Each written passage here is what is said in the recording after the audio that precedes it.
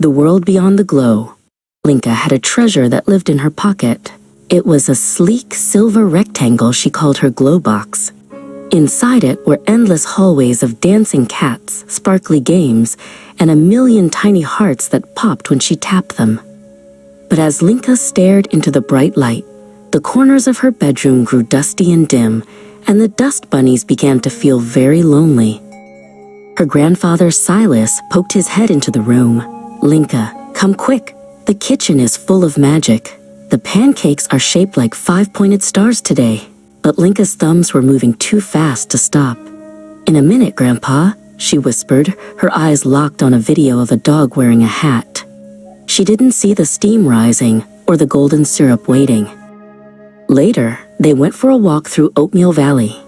Silas pointed at the sky, where the clouds were stretching into the shapes of long-necked dragons and leaping whales. Linka walked with her chin tucked against her chest, her neck bent like a fishing hook.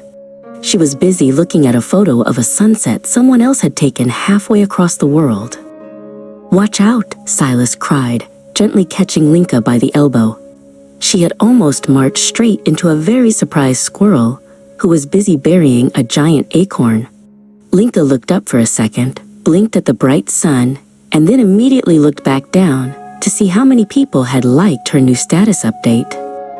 Silas sat down on a weathered wooden bench and sighed.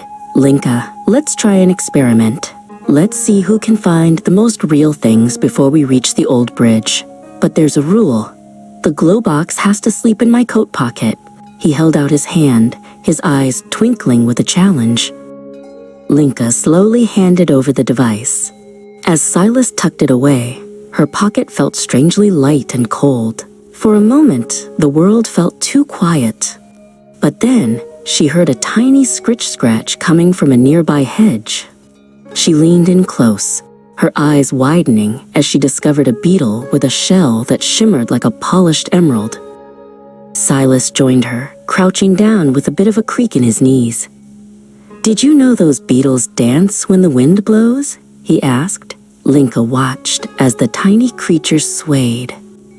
Without the screen in her way, she noticed the smell of damp earth and the way the sunlight filtered through the leaves like spilled honey.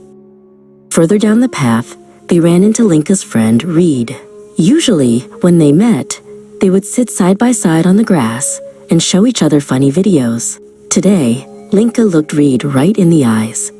She noticed he had a brand new gap in his smile where a front tooth used to be, and he was wearing mismatched socks, one orange and one blue. "Race you to the fountain," Reed shouted. Linka took off, her legs pumping and the wind whistling in her ears. She felt the splash of cold water on her skin and heard Reed's laughter echoing off the stone walls. It wasn't a recorded sound or a digital effect. It was loud, messy, and perfectly real. That evening, as the sky turned a deep, bruised purple, Silas and Linka sat on the porch. The glow box was back in her hand, but it stayed dark. "The world is much bigger out here, isn't it, Grandpa?" Linka whispered. Silas nodded, and together they watched the very first star blink into existence. No filter required.